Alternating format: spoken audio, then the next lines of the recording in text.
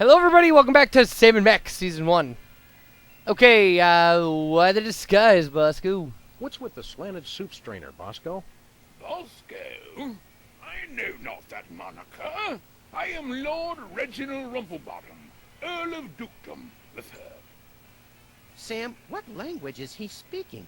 I'm not sure, Max, but I think it might be English. I love that. Okay, so we want to buy something. We want to buy something.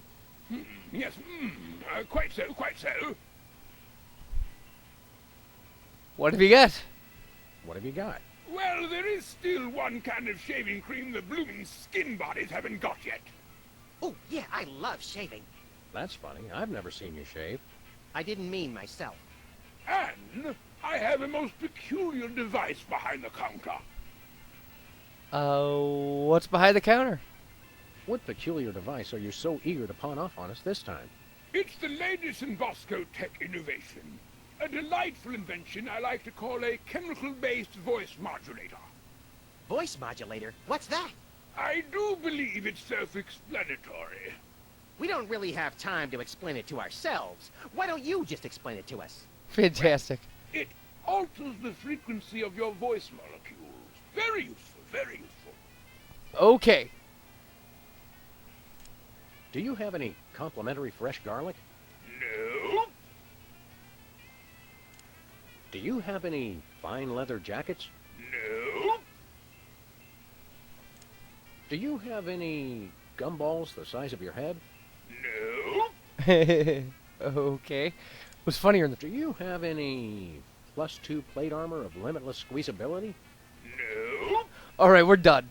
It was funnier in the first Nothing episode. for us right now. Indeed. See, Bosco. Thanks, Bosco. Hip hip, honey nut Cheerio. Fantastic. All right. So, now it's not incredibly clear what you have to do here. But what you really need to do is go for the shaving cream.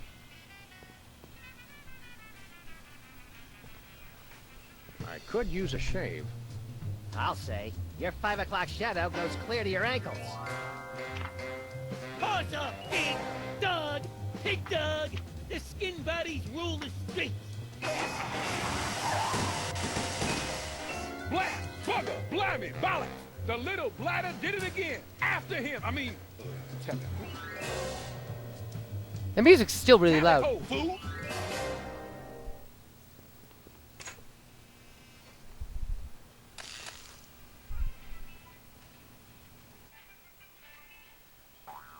Oh. Well, okay. We'll try that. All right. So, it's time to go outside. Fantastic.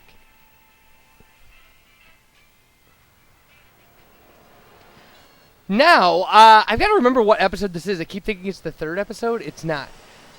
So, we have to chase after those guys. We're going to need the shaving cream. I know there's no reason to think we would need the shaving cream, but since they are running around in a little car. Where are we going, Sam? Hey! The skin bodies can't be stopped! They are after those rats. They After are those rats. They are shaved. They're completely. We should have talked to the rat hole to figure out what the skin bodies were. Maybe it might be a good. But whatever. We're just gonna beat up the rats. Not really. We're just gonna chase them in our car. But hey.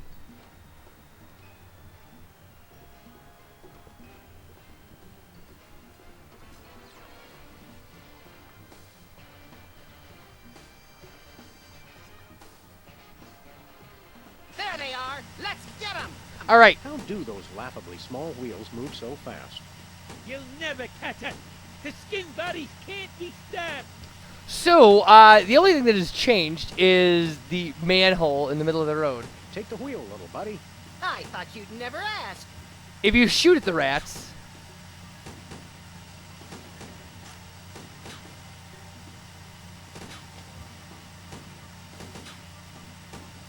You can't dodge my shots forever. Yeah. Gotcha! The skin buddies. And what we got to do is time it so that they're crossing right in front of the manhole. There we go. Hey, the shaving cream! Okay, hold on tight, little buddy. All right. Well, that was really easy. It was easy on my first playthrough too.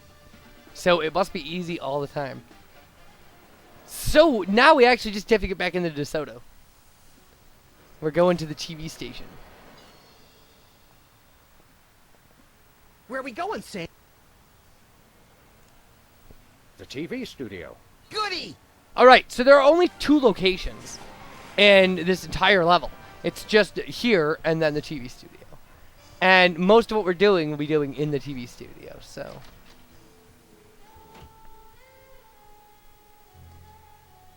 Well, here we are, Max. The TV station with programs too old to be contemporary, too new to be retro, but consistently derivative enough to be popular. WARP. Television's so mindless, you can't help but watch. Oddly quiet in here. Mysteriously so. Well, let's find this Myra character and smack some good old-fashioned sense into her. I don't care if we smack it into her or smack it out of her, just so long as there's smacking involved. You cracked me up, little buddy. All right. So, what we should have also went through is that the voice modulator from Bosco costs $1 million. So, we didn't, but we should have. Take that, Max. All right. We just go through there. Hey, actors only back there. But we're police. Yeah, I'm sure. All right. So we can't go anywhere. We just have to talk to the director. Stand aside, casually attired stagehand. We're Sam and Max, freelance police. We've come to save some pathetic hostages from the clutches of... Okay, I'm gonna stop you right there. Number 1, I'm not a stagehand. I am the director. The director! Could have fooled... Number 2, we're no longer holding the auditions for animal cops with crippling mental disabilities and a lust for dance. Oh no, we're not actors. You got that right. I don't think I've ever seen worse acting in my entire life. And yes, I have seen Keanu Reeves' performance in Toast, the musical. Nice. Sam, I think my hypersensitive ego may need stroking. Don't look at me. Next! Who's next? Seriously, we're police? You don't seem to understand. We're highly untrained police officers. Look, hats off for dedication, guys, but I'm just not buying the police act. I feel so invalidated. We're looking for Myra Stump, the darling hawk of... Do not mention that name in my presence. Which name, Myra or Stump? Either and or both. What's your beef with Myra? Let's just say Myra and I have creative differences. I'm creative, and she isn't. I'm sorry, what was your question? What are you doing here? What are you doing here, anyhow? What am I doing here? I'm holding auditions for Midtown Cowboys. What are you doing here? Midtown Cowboys? The critically panned but publicly adored sitcom about 2 cattle ranchers trying to make it in Midtown Manhattan? Yes, well summarized. You're hiring extras? No, I'm hiring the stars. The 2 main characters went on Myra a couple days ago, and I haven't heard from them since. I need replacements ASAP. Sam, did you hear that? If we can pass one lousy audition, sitcom stardom will finally be ours! Rocketing to fame for the most insubstantial of reasons. That truly is the American dream. Yes, it is. Okay, we'd like to audition. We'd like to apply for that instant stardom you promised? You want to audition? Well, if there were anybody else here, I'd tell you to forget it, but okay. All right! We'll get a lot of that What do in we this do? episode. I'm going to have you play a scene from Old Yeller. Tell me you've seen it. I'm not into horror movies. It's the Nice. classic boy gets dog gets rabies, boy shoots dog story. Max, I want you to play the boy. Yes! Boy, that is so me. And Sam, you play the dog. Oh. Okay, Sam, ready? I need you to act like you've got full-blown rabies. Understand?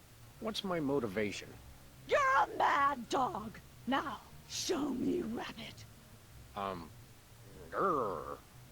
No, dig deep. You should be just frothing mad. All right. Well, obviously we get an inventory box. We have one thing that can make this happen.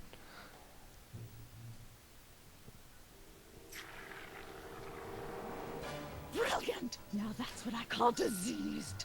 Thank you, thank you.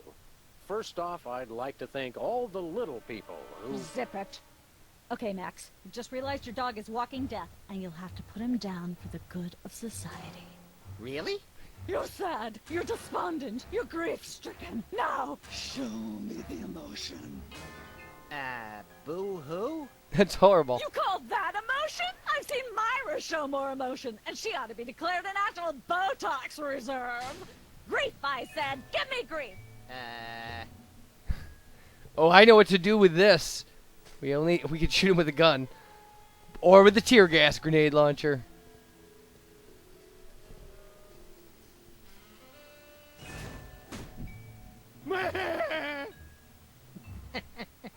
Perfect. Now, the fateful moment has arrived.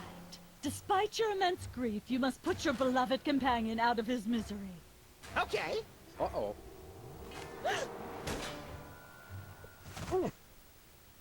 Idiot. What demonic force possessed you to do that? The demonic force called acting, Sam. Fair enough. You should try it sometime. Good thing I had my anti-hypnosis helmet built into my head, or I'd have one too many holes in the head. Bravo. Bravo! Such realism. Such authenticity. I was convinced you were actually shooting him. How did you do the sound effects? You don't want to know. The search for the Midtown Cowboys is over. You're hired. Head to the set next door and we can begin filming immediately. Let's hurry, Sam. We only have 14 minutes and 55 seconds of fame left. Fair enough. Let's hurry. Well, now we can go through the sitcom door. So, that's a plus. All right, people, let's get the stage set up. The celebrity host will be here any minute. Oh, right. The crew's working on Myra. Stupid, no talent, fat face. Alright, and we'll get a lot of these shots of the name of the show above the door.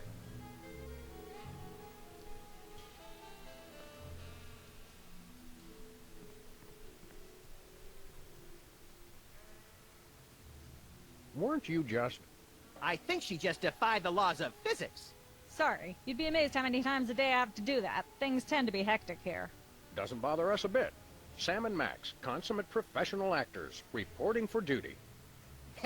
You said duty, Sam. I knew you guys were right for this show. Speaking of which, could you perhaps explain the show a bit? Okay, here's the drill. On Midtown Cowboys, you play a pair of cattle ranchers trying to raise a herd in an apartment in Manhattan. My Uncle Ernie did that, except it was pigs. And not in an apartment. I only see one cow. It's a small herd. You're struggling, okay? Okay. You've got this landlord, Mr. Featherly, who has a very strict no cows policy. Devilishly inconvenient. I begin to see from whence the hilarity sprouts. Yes, Featherly is always barging in, and you try to hide the fact that you have a cow in the apartment. Lots of sight gags, usually something gross winds up happening. Simple enough? Great. Where's the script? Well, there's a slight hitch. The cow ate most of the script, so you're going to have to ad-lib the show. Ad-lib? Yes, make it up as you go. Improvise.